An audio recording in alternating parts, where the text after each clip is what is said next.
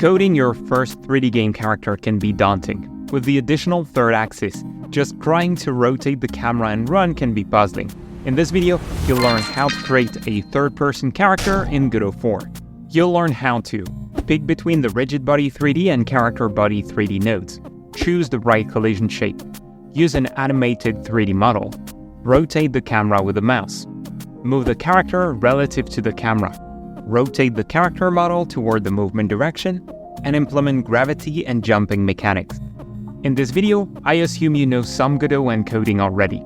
If not, check out our 60-second roadmap to get started for free. The link is in the description. This video is sponsored by Godot game devs like you who invest in learning with GDQuest by following one of our unique, extensive study programs to learn how to make games with Godot. Remember, while the courses are still in early access, you can get started below launch price for a limited time. I prepared an open source project with all the files needed to follow along. You can find the link to get them in the description. Click the download button to download the file and we'll import it in Godot. Open Godot 4.3 or a more recent version and click on the import button. Navigate to the zip file you downloaded, double-click it, and click the import and edit button to open the project in the editor. You will land on a completed copy of the character controller template and you can run the project to try it out. In games, it's very common to separate what we call the character controller from the character skin. The controller is invisible and responsible for moving the character and handling input and physics.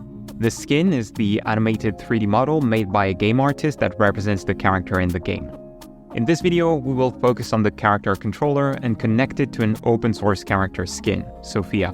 You can reuse the principles and code you will learn here with different character models.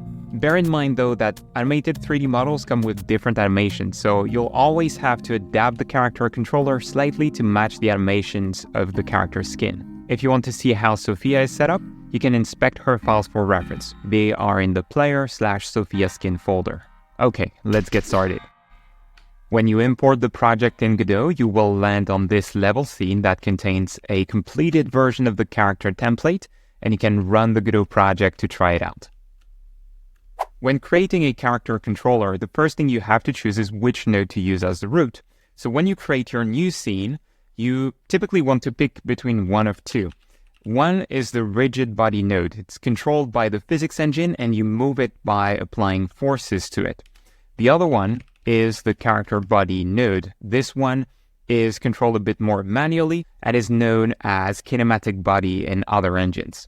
In this demo, on the left, the character uses a character body node, and on the right, a rigid body. And so you can see that you can code a character controller with either node, but they feel a bit different to work with. The character body gives you tighter control over how it moves and stops, accelerates, jumps, and falls. You can see, if you pay attention, that the character on the left is snappier, and the one on the right is a bit floatier when it jumps and falls.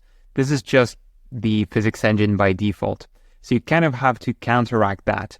Then, by default also, the character body node will not necessarily interact with other rigid body nodes, but the rigid body node will very easily be able to move things and make them stumble around. Those are the main differences. Back to our empty scene, we're going to start by creating a character body 3D node at the root that I'm going to rename to player 3D. And then as a child of it, the first thing to add is the character skin to have the proportions for the collision shape. So expand the player folder, Sophia skin, and click and drag the sophiaskin.tscn file onto the scene. This will create a copy of the character. Now we have to add the collision shape. So let's select the player 3D and add a new collision shape 3D node. This will define how the character collides with the environment. Now, if you click the shape slot in the inspector, there are quite a few collision shapes to choose from. Spheres, boxes, capsules, cylinders, and they all have their advantages and disadvantages. In 2D, it's pretty common to use box shapes, but in 3D, not so much, I think. One reason is that if you don't rotate the box with the character, it's very prone to getting stuck in wall angles like this. If you rotate the box with characters, the sharp edges can end up hitting something when the player doesn't expect. Another reason is that when you have slopes, as in this example, is the angles of the box that are going to collide with the slope, making the character float in the air. With a cylinder, thanks to the round size, the character is going to bump off corners pretty well and slide against them pretty smoothly. On slopes, however, just like with boxes, the character is going to be offset and float in the air, even if you make the cylinder pretty small. However, when walking off a ledge, the cylinder ensures that the character is not going to start moving down as you walk on an angle. With a capsule, thanks to the round bottom, the character is going to stick to slopes pretty well. Of course, if you stop and you don't have code to angle the feet to match the slope perfectly, the feet are always going to float a bit in the air, but it's not as bad as having the entire character offset, which happens when using box shapes. Also, when you walk off ledges, the character is going to start moving down a bit, which can make the effect feel a bit more natural compared to using cylinders or boxes. Now, of course, the shape here is really big, so the character can end up floating in the air, but you can narrow the capsule to avoid this. Back to our character scene, we can create a capsule shape. So with the collision shape node selected, you can add a new capsule shape 3D to it. And by default, it's going to be a bit low compared to the character. So I'm going to move it up using the snapping feature. And I'm just going to use the handle on the side of the capsule to make it thinner so that we don't get that effect too much where the character feels like it's off the ledge and floating in the air. Now it's time to save the scene, place it in a level, and we can get working on the camera. So I'm going to save it in the player directory as player3d.tscn, create a new scene and a 3D scene at that, where we'll place the level I've prepared for you and the 3D character. So first the level, there's one prepared in the level folder that you can click and drag. It's called level.tscn, so you can drag it into the scene like this. And this will be useful to test the character controller that you can drag and drop, this time directly onto the level scene to place the character at the start. We're going to code the character in 5 broad steps. First, we'll code the camera because 3D movement depends on the camera angle. Then we'll code the character's ground movement. We'll hook up ground movement to the character model. We'll code the character's jump and fall. And finally, we'll hook up the jump and fall to the character model. Now, we can save that at the root folder. I'm going to call it, test.tscn. This is the scene to test the character. And then, of course, if you try to run it by clicking the Run Current Scene button, you're not going to see anything because there's no camera yet. So head back to the player 3D scene and we'll add that next. For the camera, we're going to use a setup where we not only have the camera node, but it's parented to what I would call a pivot. It's going to be a point attached to the character's head that makes it very easy to move the camera as if it was on a crane. So in the player scene, let's add a 3D node that we're going to place in the character's head. And I'm going to rename it camera pivot. And then as a child of it, add a camera 3D node. Okay, so it's rotated face away from the character. So I'm turning it 180 degrees. And then I'm going to move it back, let's say 10 meters, like this. And now when I select the camera pivot and rotate it around the x-axis, the camera moves along a circle that's 10 meters away from the character. So I'm going to move it up a bit so that the default view is the camera looking down at the character. And a good thing about that is that anytime you can select the camera 3D node, go to transform, and you'll see that only the Z value is changed to minus 10 meters. And so you can drag this slider to make the camera closer or farther to the character. And so you could animate this value to create a zoom effect in code. Time to code the camera. I'm going to mark the camera 3D and pivot as access as unique name to quickly access them in the script and attach a new script to the player 3D node. So you can click it. Make sure that you use the empty template to start with no code and click create. Let's get coding. We're going to do it in 4 steps. First, we need to calculate how much the mouse moves on screen. Then we'll convert that into a 3D rotation. We will add code to only rotate the camera when the mouse is in the game. And finally, we'll add a spring arm node to prevent the camera from penetrating the walls. First, we have to calculate how much the mouse is moving on the screen. And for that, we use the unhandled input function. Now, before we define the function, it's always a good idea to define a variable to control how sensitive the mouse motion is. So I'm doing that there.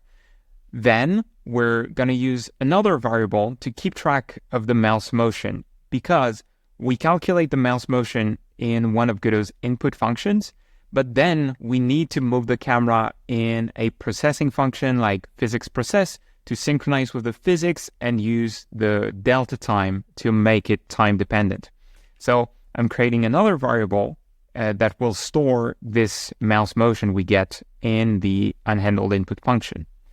Next, I define the unhandled input function and check if we have a mouse motion that we want to use for the camera. I use the following condition for that. If the event is a mouse motion, the mouse just moved, and also the mouse is captured in the window. This is when the mouse cursor disappears and is bound to your game window. This makes sure that the camera will not move when the player is going to their web browser to check something or talking with someone in a chat. Then we do have a camera motion. We can store the input direction in our variable. We use the event's screen relative property for that, and we can multiply it by the mouse sensitivity to make the motion slower or faster.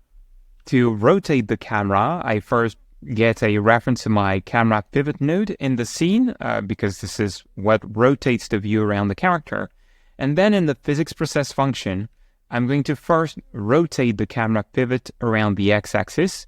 For that, I use the vertical component of my camera input direction multiplied by delta to make it time dependent. So in the game view, this is equivalent to doing this, to turning around the x-axis. And then we need to limit that a bit because if I take 2 views and set one to be the camera preview, what you risk doing is rotating so much that the camera ends up rolling over the character and inverting the view. So we don't want that to happen. So back in the code, I clamp the X rotation between 2 values. Minus pi divided by 6 is equivalent to minus 30 degrees, and pi divided by 3 is equivalent to 60 degrees. And this limits the up and down rotation. Next is the horizontal rotation around the y-axis. So for that, we take the camera pivot's y rotation, and in this case, I subtract the x direction of my camera input multiplied by delta.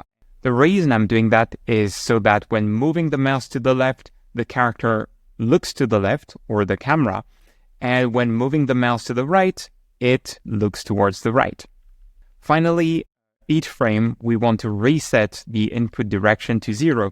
Otherwise, if you move the mouse a bit and then you stop touching it, the camera will keep rotating. We are almost ready to test, but remember how we have some code to check if the mouse mode is captured? Well, this is not automatic, so we need to add some code to capture the player's mouse. And we're gonna let them click the game to focus it and capture, and then press escape to release the mouse and be able to close the window easily. For that, you can use the input function, which takes precedence over the game's user interface. And we're going to have 2 conditions. The first is if you have a left click on the game, you're going to change the input.mousemode to mouse mode captured. And if the action pressed is UI cancel, which corresponds to the escape key by default, you're going to set the mouse mode to mouse mode visible, which will release the cursor and allow the player to close the game window, for example. The left click input action is one I created. I created a few actually, so we could focus on creating this character controller. You can go to Project, Project Settings, and the Input Map to see the input actions available in this project. Now it's time to test. So I'm going to go to my test scene, run it, and when I click the game, the mouse gets captured. I can control the camera. I can press Escape to release the mouse and close the game window. Nice. Back to the player 3D scene, let's reparent the camera to a spring arm. So you can right-click the node for that and select Reparent to New Node. Then type spring arm. The spring arm works a bit particularly. So first, let's select the camera and reset the transform and the rotation. And I'll explain why in a second. But basically, you can see the spring arm has this little line that points out there, and this is going to control the camera. The camera is going to be moved to the tip of the spring, and if the spring collides with something, it's going to move the camera forward along that line. So first, we don't want that line pointing there. We want to turn it to go back. For that, select the spring arm node and go to Transform and set the Y rotation to 180 degrees. And it's going to rotate it back. Then in the inspector, the spring length property controls the length of the spring and up to where the camera goes. So right now it's very close to the character.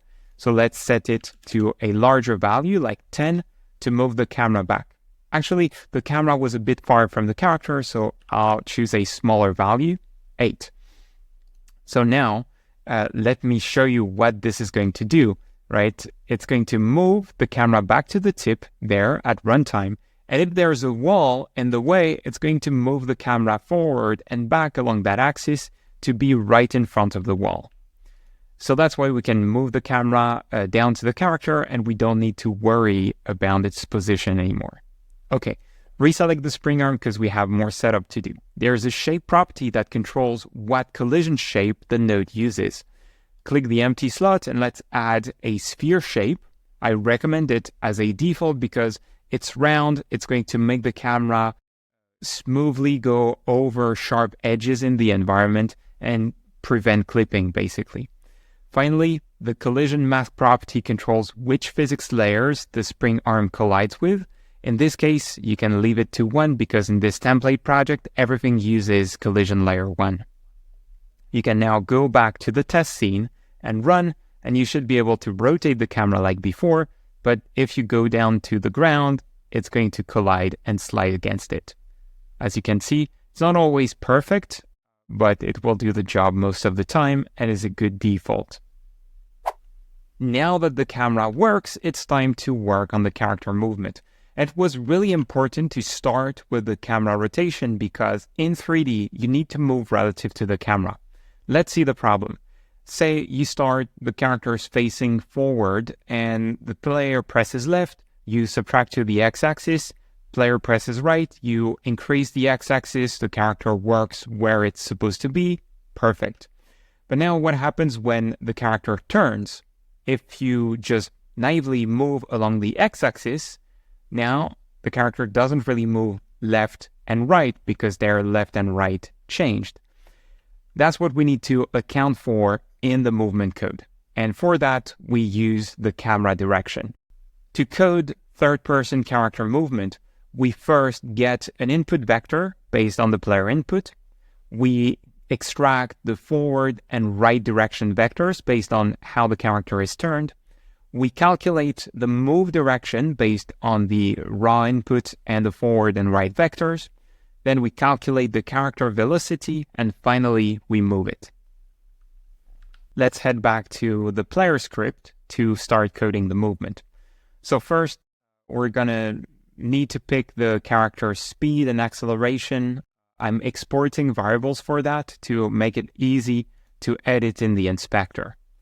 Then we will need a reference to the camera to know where is forward and right as we rotate the view. So I add a new onReady variable for the camera node. And finally, we can calculate the input direction in physics process. So first, we get what I call the raw input. It's very similar to how you calculate move direction in 2D.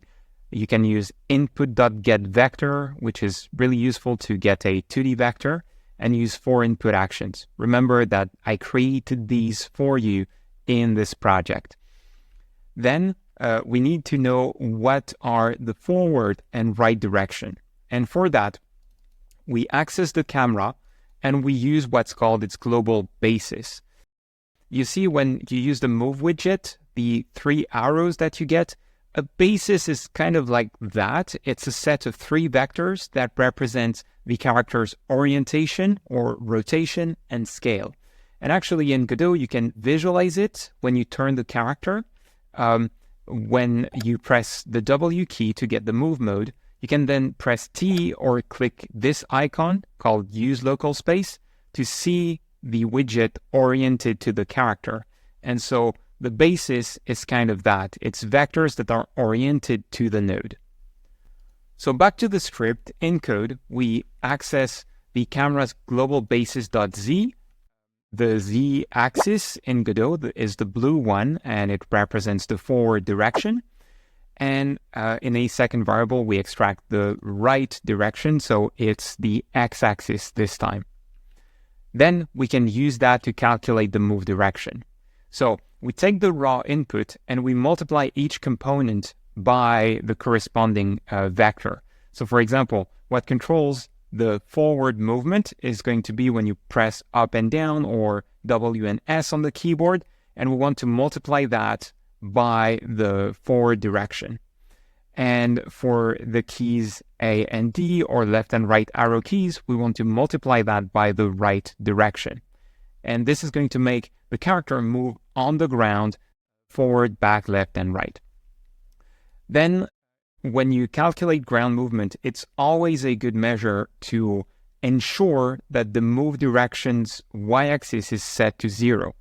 The reason for that is that the camera is going to be looking down at the character. So actually the camera is going to be oriented a bit like that. So the forward vector could be pointing down and cause the character to try to move into the ground. So you want to counteract that by setting the move direction.y to 0, and then you normalize the vector, and this gives you a direction in the ground plane. With that, we have our move direction, and we can calculate the character's velocity. So in this case, I'm making the velocity vector move toward the product of the move direction by the character's move speed. So it's going to accelerate by acceleration times delta.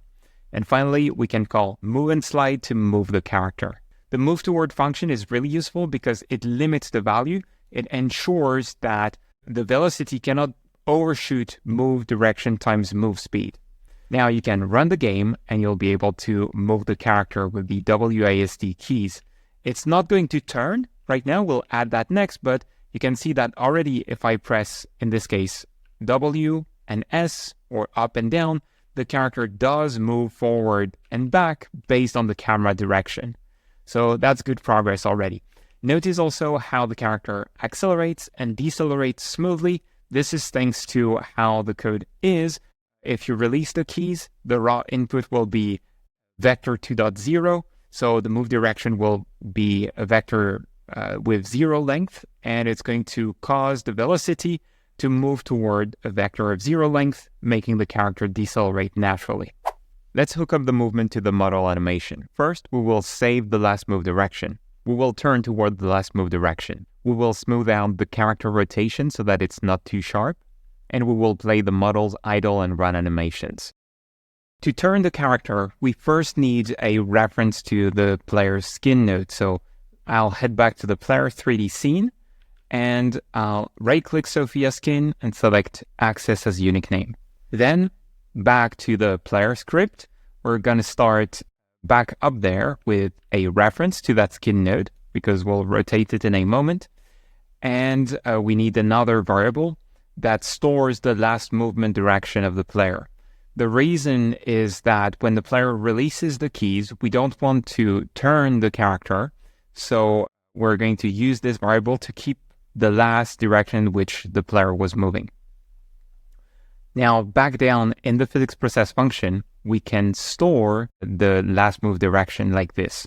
We check that the move direction has a minimum length, like it's not equal to 0, and then we store the current move direction in the last movement direction variable. That way, when the keys are released, this condition will not pass and the character look direction will not change.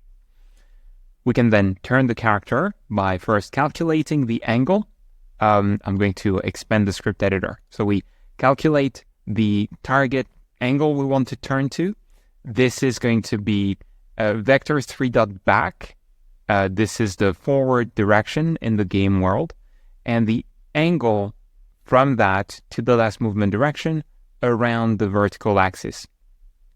Using signed angle 2 is very important here. It's a vector 3 function that returns either a positive or negative value going towards the vector here at the last movement direction. And we can directly assign that to the skin's global rotation on the y-axis. And if you test the game, you will see that now when you move, the character is going to, well, instantly turn towards the move direction. It works relative to the camera because our move direction is relative to the camera. So nice.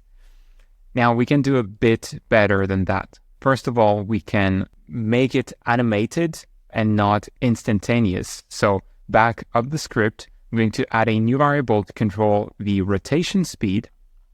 And back down there, change the calculation to use the lerp angle function that's built into GDQuest, and that's made to interpolate, that is not exactly animate, but make a weight average between two values.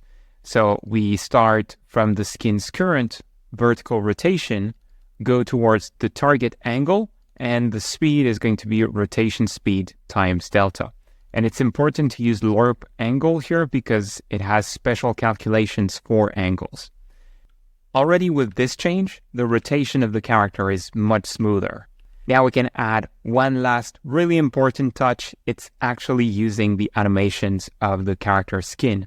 If I go back to the player 3D scene and click the script of the Sophia skin, it had a few functions we could use to play different animations. So idle, move, fall, and jump. And so going back to the player script, I'm going to first check if the character has a certain movement speed on the ground, so that if the ground speed is greater than 0, I'm going to play the move or run animation on the skin. Otherwise, play the idle animation. Now, if you run the game, you can move the character, it's going to play the animations, and it already feels much nicer. By the way, you can also move up and down slopes. That's the beauty of the character body 3D node that has this feature built in when you use the move and slide function as we do. The last piece is making the character fall and jump, because right now, if you walk off a platform, you're just going to float in the air. Let's remedy that. Jump and fall go hand in hand, so let's code them together. We will define the jump strength and gravity.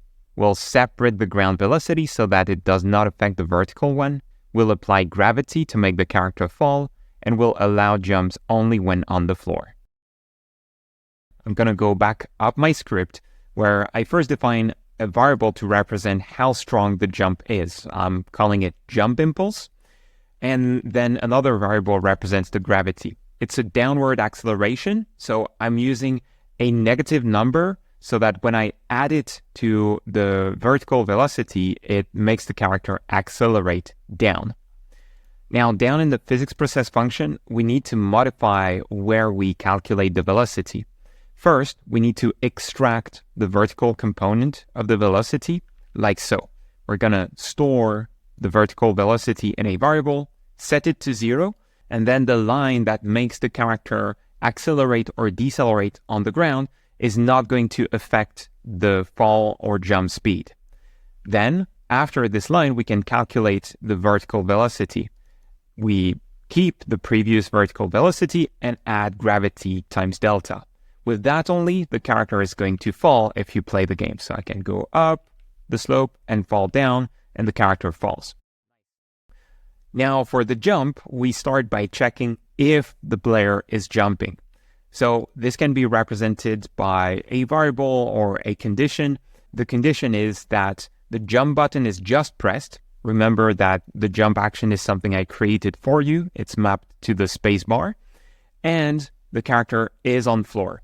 There's a nice is on floor function on the character body 3D node that returns true if, due to the effect of gravity, the character body collided with the floor on the previous frame. So when you apply gravity each frame, the character is going to move and it's going to collide with the floor, resetting the fall speed while it's on the ground and causing is on floor to return true. It's perfect for jumps. And then we can use that condition to make the character jump, and jumping is just increasing the vertical velocity. With that, you can test the game, press space to jump, and let the character fall under the effect of gravity. Last but not least, let's play the jump and fall animations. We will play the jump and fall animations when in the air and play the idle and run animations when on the floor. So down the physics process function, we're going to first check if the player is initiating a jump. We're going to play the jump animation. Then, for the fall, we check that the character body is not on the floor and the vertical speed is negative. This indicates that it's in the air falling, so we play the fall animation. Finally, we need to wrap the ground animation into a new branch of this condition. So we're going to check if the character is on floor, then we run our ground checks and play the move or idle animations.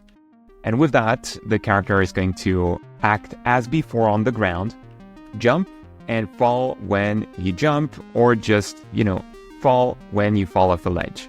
You have a complete 3D character template that can build upon to create nice 3D games. If you're an early accessor following one of our Godot 4 courses, we are dropping new lessons regularly on GD School. This means more interactive practices directly inside the Godot editor, more glossary terms, study guides, quizzes, cheat sheets, and challenges coming your way. So keep up the good work, and please drop us a line about your progress on the Discord server.